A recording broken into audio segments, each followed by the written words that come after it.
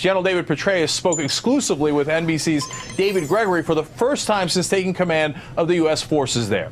In the interview, which will air on this Sunday's Meet the Press, Petraeus says the drawdown of U.S. troops starting in July of 2011 will depend on the conditions on the ground. Really? I didn't see that coming. What the president very much wants from me and what we talked about in the Oval Office is the responsibility of a military commander on the ground to provide his best professional military advice. Leave the politics to him. Certainly, I'm aware Jonathan, of the context within which I am so tired of this. I mean, come on. Conditions on the ground. We had it in Iraq. We have it in Afghanistan. We're going to have it for the next 10 years, the next 20 years, until Petraeus becomes a bigger hero. I was there for 48 years. And then the defense contractors get richer. When is this enough? Well, Cenk, I mean, the idea that withdrawal or pullout from Afghanistan would depend on conditions on the ground is not surprising. It's not new. The president even said so in his speech at West Point.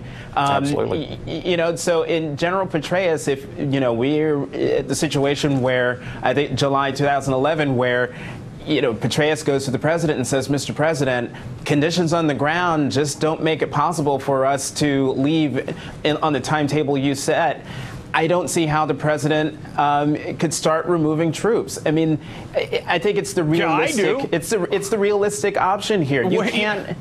No. What? You know what's realistic? I'm the frickin' commander-in-chief, and you do what I tell you to do, because that's what the people elected me to do. And I said we're withdrawing starting July 2011, and that's exactly what we're doing. What? And so, Mark, you tell me, why can't a strong commander-in-chief do that? But, Cenk, the president, the commander-in-chief, as Jonathan just pointed out quite accurately, has also said he will be governed by conditions on the ground.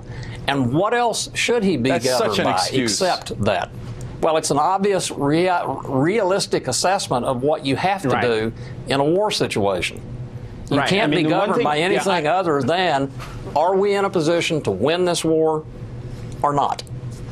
And I would also add, the conditions.